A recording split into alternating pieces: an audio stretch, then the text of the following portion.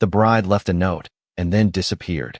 The sentence spread through the ballroom faster than the music ever could. One whisper became two. Two became 20. And before the string quartet finished the next measure, nearly everyone inside the Grand Crescent Hotel knew that something had gone terribly wrong. Crystal chandeliers shimmered overhead like frozen waterfalls of light. White roses lined the aisle in perfect symmetry. Gold-trimmed chairs stretched across the room beneath towering windows overlooking the Chicago skyline. It should have been the happiest night of Ethan Caldwell's life. Instead, it was becoming the most humiliating. The wedding had cost nearly $3 million. Every detail had been planned down to the minute. The flowers had been flown in from California. The chef had spent 6 months designing the menu. A 7-tier cake stood untouched beneath a spotlight near the dance floor. Everything was ready except for one thing: the bride. At the center of the room, Ethan sat alone. His custom tuxedo fit perfectly. His watch was worth more than most luxury cars. His company, Caldwell Dynamics, had recently been valued at over $12 billion. To the outside world, he looked exactly like the man who had everything. Yet the empty chair beside him told a different story. Guests tried not to stare. Most failed. Some glanced away out of sympathy. Others watched openly, fascinated by the spectacle unfolding in real time. The wealthiest people in the city had gathered to witness a fairy tale. Instead, they were witnessing a collapse. The soft glow of candlelight reflected against rows of champagne glasses. Laughter still drifted from distant corners of the ballroom, but it sounded forced now, uncertain. Conversations stopped whenever Ethan looked up and resumed the moment he looked away. He could feel it. The pity, the curiosity, the silent questions. What happened? Why did she leave? Was there someone else? Ethan lowered his eyes toward the folded piece of paper resting on the table in front of him. He had already read it 3 times. The words refused to change. The message remained painfully simple. She was sorry. She couldn't do it. She needed to leave. No explanation.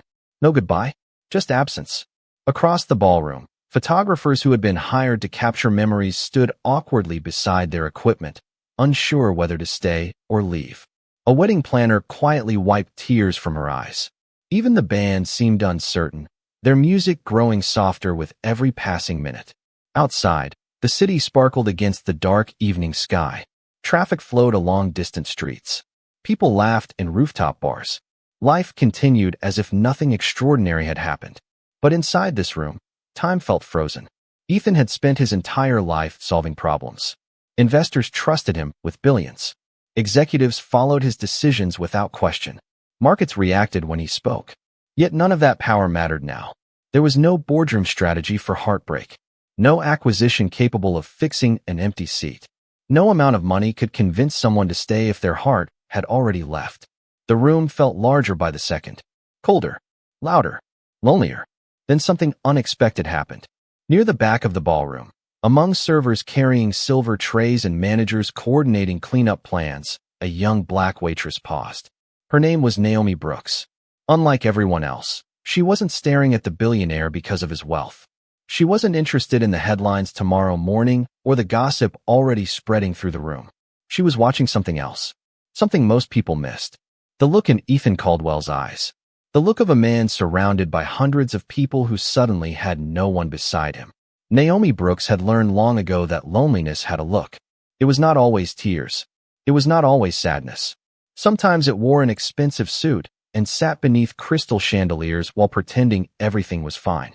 She adjusted the silver tray in her hands and continued moving between tables, but her attention kept drifting back to Ethan. Most of the guests had begun choosing sides in a story they did not understand. A cluster of investors near the bar spoke in hushed voices. Several socialites checked their phones every few seconds. Somewhere near the dance floor, a woman quietly speculated about what kind of mistake could make someone walk away from a life that appeared perfect. Nobody asked the one person who actually mattered. Nobody asked Ethan. The wedding planner approached him once more, her smile strained beneath professional determination.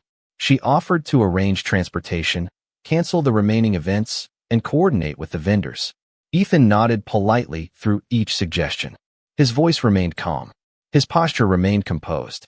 But every answer sounded distant, like someone speaking from the other side of a locked door. The planner eventually left. One by one, others followed. Within 30 minutes, the ballroom had lost much of its energy. Half-empty tables sat beneath flickering candlelight. Glasses of untouched champagne reflected golden light across white tablecloths. The giant wedding cake remained untouched, a towering monument to a future that would never happen. Naomi carried a tray toward the service station near the back wall. Around her, staff members whispered about the evening's events. Some expressed sympathy. Others simply could not believe what they had witnessed. Naomi remained silent. She remembered another room many years ago. Not a ballroom, not a luxury hotel, just a small community church outside Milwaukee. She remembered her mother sitting alone after a ceremony that never happened. She remembered watching guests leave one by one while pretending not to notice the heartbreak in the room. She had been 12 years old. Some memories never completely left. Her manager appeared beside her. "We are probably wrapping up soon," he said quietly. "Most guests are leaving." Naomi glanced toward Ethan again. He had not moved. The empty chair beside him seemed larger than before. "What about him?" she asked. The manager followed her gaze. "Nothing we can do. That is his business." Then he walked away. Naomi looked down at the tray in her hands. Maybe he was right. Maybe it was none of her business. Yet something about that answer felt wrong. Sometimes people did not need solutions. Sometimes they simply needed another human being willing to sit beside them when everyone else chose to walk away. Across the room, Ethan unfolded the note again. His eyes moved across the page, slower this time. Whatever answers he hoped to find were not there. The letter remained unchanged. The silence around him deepened.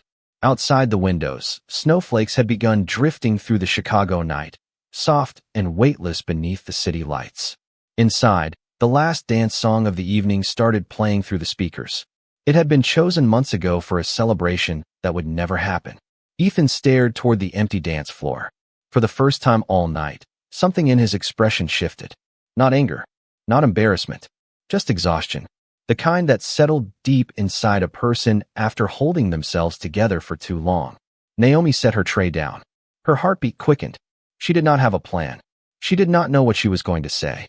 She only knew that nobody deserved to sit alone in the middle of their worst day. Taking a slow breath, she stepped away from the service station and began walking toward the Billionaire everyone else seemed afraid to approach. The distance between Naomi and Ethan could not have been more than 30 feet. Yet it felt much farther. Every step seemed to carry the weight of every rule she had learned while working in places like this. Do not interrupt guests. Do not become part of the story. Do not cross invisible lines.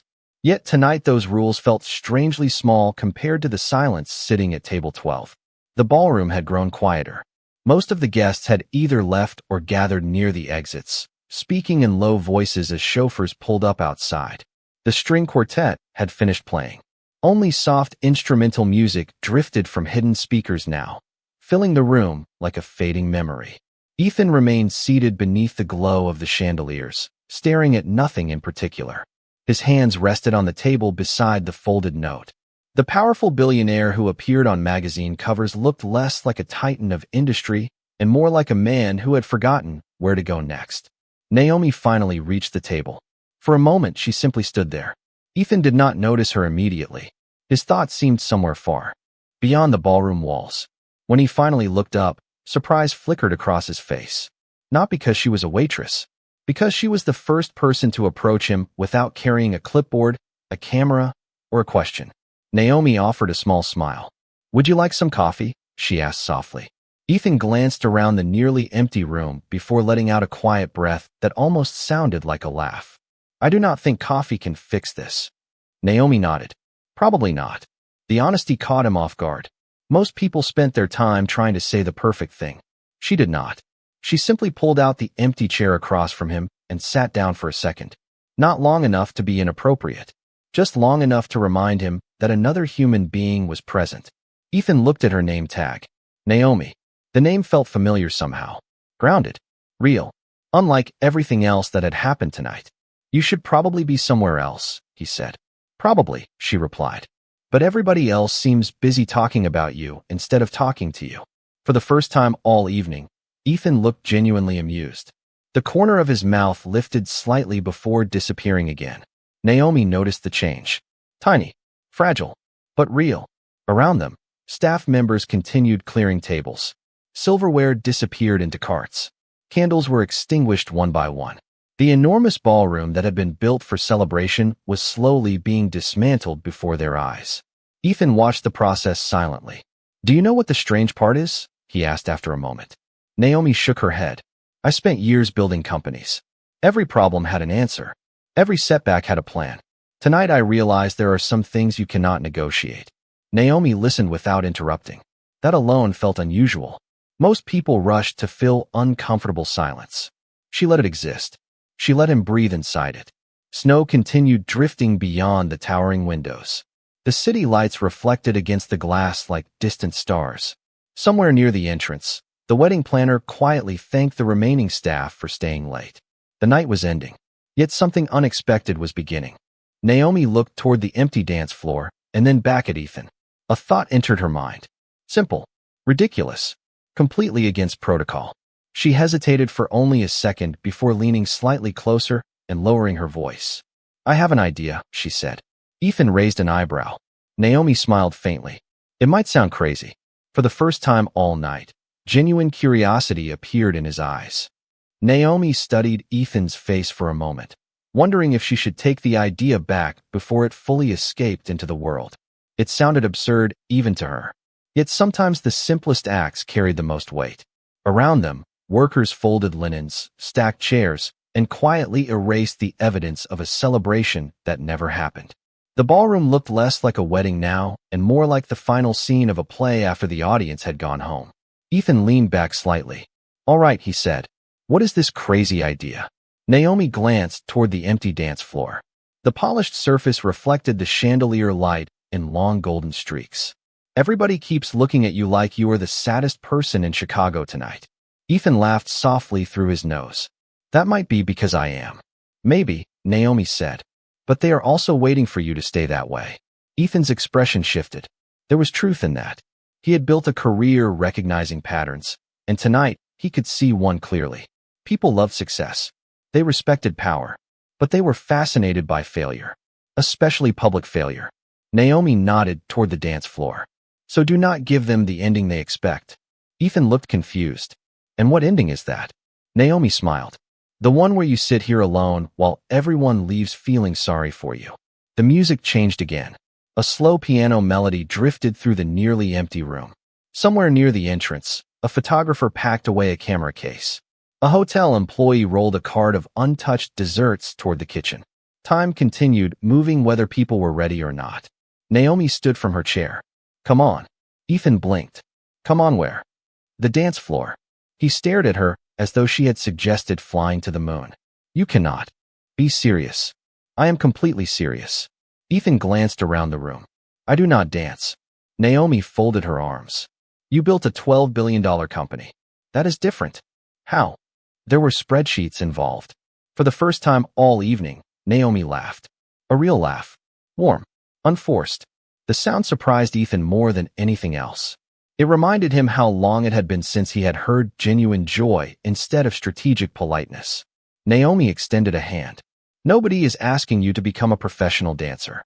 Just stand up." Ethan looked at the offered hand. It was such a small gesture. Yet somehow it felt larger than every speech he had heard all year. He hesitated. Then, slowly he stood. Across the ballroom, a few remaining guests noticed. Heads turned. Conversations paused. Naomi saw them watching and lowered her voice. "Good. Let them wonder." Ethan followed her toward the center of the room. The polished floor stretched beneath them, surrounded by half-empty tables and fading candlelight. Snow continued falling beyond the massive windows, covering the city in white. The entire scene felt strangely suspended between heartbreak and hope. When they reached the center of the floor, Ethan stopped. "Now what?"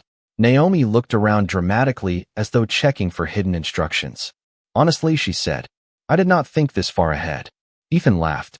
This time the sound lasted longer. Not because the situation was funny, because for the first time since reading that note, he had forgotten about it for nearly 30 seconds. And sometimes 30 seconds was enough to change the direction of an entire night. The strange thing about dignity was that it often returned in small pieces. Not all at once. Not through speeches or grand gestures. Sometimes it returned through something as simple as laughter in a room where laughter should have been impossible. Ethan stood beneath the chandeliers, shaking his head as Naomi smiled at her own lack of planning. The few guests still lingering near the exits watched from a distance, uncertain what they were seeing. 30 minutes earlier, they had witnessed the collapse of a wedding. Now they were watching a billionaire and a waitress standing together in the middle of an empty dance floor, as though neither one cared about the story everyone else wanted to tell. The piano melody continued drifting through the ballroom. Soft, gentle, almost stubborn in its refusal to surrender to the sadness hanging in the air. Naomi glanced toward the band equipment that was being packed away. "You know," she said, "if this were a movie, this would be the part where everybody learned some profound life lesson." Ethan smiled faintly. "And do they?" "Not usually. That sounds realistic." Another laugh escaped him. Easier this time. Less forced. Naomi noticed the difference immediately. Earlier that evening, every word had seemed heavy. Now something had shifted. Not healed. Not fixed. Just shifted. Like a window opening inside a room that had been closed for too long. Near the ballroom entrance, one of the photographers paused before leaving. He looked toward the dance floor, then quietly lifted his camera. A single photograph. Nothing staged. Nothing posed. Just a moment. A billionaire who had lost something important and a waitress who refused to let him sit alone with it. Ethan noticed the camera flash. "Tomorrow this will probably end up online somewhere." Naomi shrugged. "Then let them post it." "You are not worried?" "About what?" "People talking." Naomi looked around the ballroom. "People talk when you fail. People talk when you succeed. People talk when you do nothing at all. Eventually, you realize the conversation was never really about you." Ethan considered that. For years, he had lived inside headlines, interviews, investor calls, public appearances. Entire industries analyzed his decisions. Yet somehow a woman carrying a server's name tag had just explained fame better than most media consultants. The remaining staff continued cleaning around them. Tables disappeared. Decorations came down. The enormous cake was carefully wheeled away. Every sign of the wedding slowly vanished. Yet neither Ethan nor Naomi seemed eager to leave. The night had become something neither expected. A pause. A reset. A quiet space between endings and whatever came next. Then Naomi's expression softened. She looked toward the snow falling beyond the glass windows. "Can I tell you something?" Ethan nodded. "When I was 12, my mother almost got married." His attention sharpened. Naomi folded her arms gently. "The ceremony never happened. I remember watching people leave one table at a time. Everybody felt sorry for her. Everybody whispered. Everybody had opinions." Ethan remained silent. "Do you know what she told me afterward?" Naomi asked. "What?" Naomi smiled at the memory. She said, "Never confuse a broken plan with a broken life." The words settled between them. Simple, quiet, yet somehow heavier than anything Ethan had heard all evening. Outside, snow continued covering the city. Inside, for the first time since the note had appeared on the table, Ethan looked beyond tonight. Beyond the ballroom. Beyond the embarrassment. Beyond the empty chair. And somewhere deep inside him, a question began forming. Not why did this happen? Not who was to blame. But what if this was not the end of the story at all? For several moments, neither of them spoke. The ballroom seemed suspended between what had been lost and what might still be found. Ethan stood near the edge of the dance floor, watching snow collect along the window ledges outside. Naomi's words lingered in his mind. Never confuse a broken plan with a broken life. He repeated the sentence silently. It felt simple enough to fit on a greeting card, yet powerful enough to survive the worst day of someone's life. Across the room, the final group of guests gathered their coats. The evening was nearly over. Soon the lights would dim, the doors would close, and the city would move on. Yet something unexpected happened before that could occur. Ethan's phone vibrated. Once, then again, then continuously. Messages, emails, news alerts. The machine of public attention had finally caught up to reality. He glanced at the screen. Headlines were already appearing online. Speculation, rumors, anonymous sources claiming to know what happened. People who had not been in the room suddenly presenting themselves as experts on his life. Ethan almost laughed. That was fast. Naomi looked at the glowing screen. Bad. Not yet. But give the internet another 10 minutes. She smiled knowingly. People love filling in blanks. Ethan slipped the phone into his pocket without answering a single message. Earlier that night, he would have felt compelled to respond, to control the narrative, to manage the damage. For the first time in years, he found himself strangely uninterested in doing either. Naomi noticed. "You are not going to read them?" Ethan shook his head. "No. That seems unlike a billionaire chief executive officer. Maybe I am taking the night off." Naomi laughed softly. The sound echoed through the nearly empty ballroom. It was remarkable how different the room felt now. The same chandeliers hung overhead. The same flowers decorated the tables. The same city lights shimmered outside. Yet the atmosphere had changed. Earlier the space felt like a monument to failure. Now it felt like a place where two strangers had accidentally stumbled into an honest conversation. Ethan looked at Naomi more carefully. "You know, I still do not understand why you walked over here."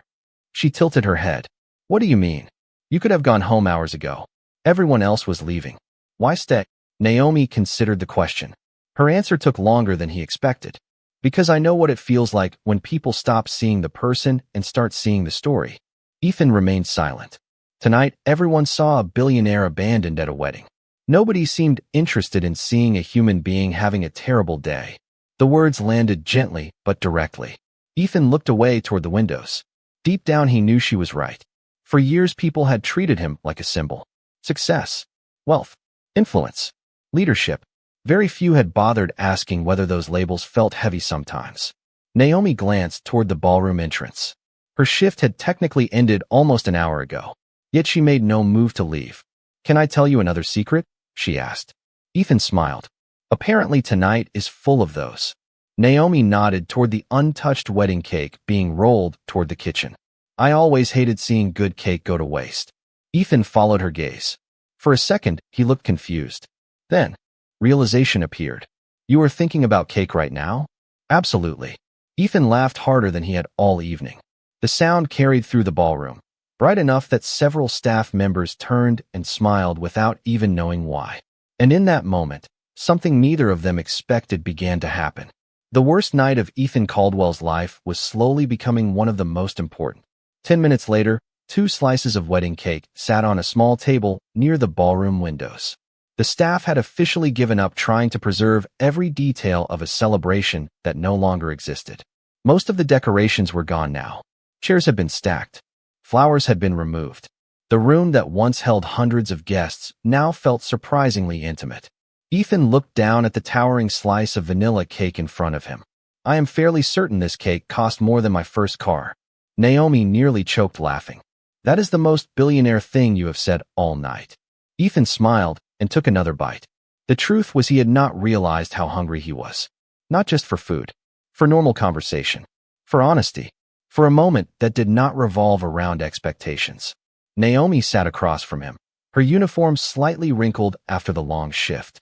The gold lighting softened the exhaustion in her face. Outside, snow continued falling across Chicago, turning the city into a watercolor painting of white lights and quiet streets. For a while they simply talked. Not about business. Not about headlines. Not about the wedding.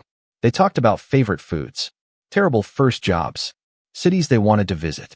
Ethan found himself learning more in 30 minutes than he usually learned during entire networking events. There was no agenda. No negotiation. No performance. Just 2 people sharing time. Then Naomi grew quieter. Her eyes drifted toward the window. Ethan noticed immediately. "What is it?" She hesitated. "Nothing." Ethan raised an eyebrow. "That means it is definitely something." Naomi smiled faintly. "You really want to know?" "I do." She took a slow breath. "My mother never got married after that day." Ethan listened carefully. "The day you told me about." Naomi nodded. "For years I thought it broke her." The snow reflected softly across the glass behind her. "I was wrong." Ethan remained silent. Naomi's voice lowered slightly. What broke her was believing that one bad day defined her future. The words settled into the quiet room. Eventually she realized it did not. Ethan stared at the table for a moment. And then, Naomi smiled. Then she built a life anyway. Was she happy? Naomi's smile widened. Very. Ethan felt something shift inside him again. All evening, he had been measuring loss, measuring embarrassment, measuring what had gone wrong. Yet Naomi kept gently redirecting his attention somewhere else, toward what remained, toward what was still possible. Toward tomorrow. His phone vibrated again. Neither of them looked at it. You know, Ethan said. For someone who claims not to have a plan, you seem strangely good at this. Good at what? Helping people survive bad days. Naomi looked genuinely surprised by the observation. Maybe because I have had a few myself. A comfortable silence followed. Not the painful silence from earlier. This one felt different. Peaceful. Honest. Then Ethan noticed something tucked inside her wallet as she reached for a napkin. A photograph. Old and slightly faded. Naomi quickly slipped it away, but not before he caught a glimpse of a smiling older woman. Your mother? He asked. Naomi nodded. Her expression softened immediately. She passed away 3 years ago. Ethan's smile faded. I am sorry. Naomi looked down at the photograph. She would have liked you. Ethan laughed quietly. Based on what evidence? Because she always had a soft spot for people who thought they had to carry the whole world by themselves. For the first time that night, Ethan did not know how to respond. Because somehow, without realizing it, Naomi had described him perfectly. The clock above the ballroom entrance quietly slipped past midnight. Most of the hotel staff had gone home. The remaining employees moved through the room with the relaxed pace of people finishing a very long day. Outside, Chicago looked peaceful beneath fresh snow. Inside, something equally rare had settled over the ballroom. Calm. Ethan leaned back in his chair and looked at Naomi across the table. It felt strange how quickly the evening had transformed. Hours ago, he had been surrounded by hundreds of people and felt completely alone. Now only a handful remained, yet he no longer felt isolated. Naomi folded the old photograph carefully and placed it back inside her wallet. For a moment, neither spoke. Then Ethan reached into the inside pocket of his jacket and removed the folded note one last time. Naomi recognized it immediately. The piece of paper that had controlled the entire night. The paper that had turned celebration into disappointment. Ethan stared at it quietly. Earlier, he had searched those words for answers. For blame. For meaning. This time something felt different. He unfolded the letter slowly and read it again beneath the soft chandelier light. His eyes moved across every sentence. Every apology. Every explanation that was not really an explanation. Then he noticed something he had missed before. Not because the words were hidden. Because his emotions had been louder than the message itself. Naomi watched him carefully. What is it? Ethan remained silent for several seconds. I think I have been reading this wrong. Naomi tilted her head slightly. Ethan looked back at the page. All night, I thought this letter was about rejection. His voice remained calm. Thoughtful. But it is not. Naomi waited. Ethan exhaled slowly. She never says she stopped caring about me. He glanced toward the snow-covered skyline beyond the windows. She says she stopped recognizing me. The realization landed heavily. Not painful. Honest. Ethan lowered his eyes again. The letter described long workdays. Missed dinners. Canceled vacations.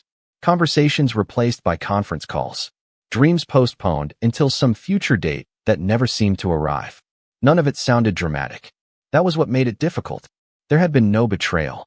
No scandal. No villain. Just distance. Quiet distance growing over time. Naomi listened without interrupting. Ethan laughed softly at himself. I spent years building a company that could survive without me. He folded the note. Carefully. I never noticed my relationship could not. The ballroom grew quiet again. Somewhere in the distance, a hotel employee vacuumed a hallway. The faint sound drifted through the doors like an echo from another world. Naomi studied Ethan for a moment. That realization hurts. Ethan nodded. Yes. But it is also valuable. He looked up. Naomi smiled gently. Most people spend years blaming everyone else. Ethan considered that. Maybe she was right. Maybe the hardest truths were also the most useful ones. Outside, snow continued falling. Fresh. Clean. Covering everything equally. Ethan slipped the note back into his pocket. Not because it no longer mattered. Because he finally understood it. For the first time all night, he was not thinking about what he had lost. He was thinking about what he had learned. And strangely enough, that felt lighter. Across the room, one of the remaining staff members approached Naomi and quietly informed her that her shift had officially ended. Naomi thanked him and stood. Ethan felt an unexpected disappointment. The evening was ending. Reality was returning. Yet as Naomi gathered her things, neither of them realized that one final surprise still waited before the night was over. Naomi slipped her wallet into her bag and glanced one last time around the ballroom. Only a few lights remained on now. The grand celebration that had taken months to plan had been reduced to scattered chairs, folded linens, and quiet memories. Yet somehow the room no longer felt sad. It felt honest. Ethan stood and adjusted his jacket. I guess this is where we say goodnight. Naomi smiled. I guess so. For a brief moment, neither moved. It was strange how quickly a stranger could become important. Not because of romance. Not because of fate. Simply because they showed up when nobody else did. Ethan looked toward the snow-covered city beyond the windows. Then back at Naomi. You know something? She tilted her head. What? This morning I thought tonight would be the most important event of my life. Naomi laughed softly. And now? Ethan looked around the nearly empty ballroom. Now I think it was just a very expensive lesson. Naomi shook her head, smiling. That sounds more accurate. They began walking toward the exit together. Their footsteps echoed across the polished floor. The remaining staff offered quiet goodbyes as they passed. Several of them smiled at Naomi. One gave Ethan a respectful nod. Nobody mentioned the wedding anymore. Nobody mentioned the headlines. Somehow those things no longer seemed like the center of the story. As they reached the lobby, Ethan's phone vibrated once again. He finally looked at the screen. Hundreds of messages waited. But one notification stood out from all the others. It was a photo. The image the photographer had captured earlier. Ethan opened it. There they were, standing beneath the chandeliers in the middle of an almost empty ballroom. No stage smiles. No performance. No perfect poses.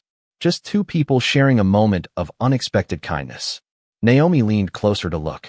That is actually a pretty good picture. Ethan smiled. It is. Then he noticed the caption the photographer had posted beneath it. Not about scandal. Not about failure.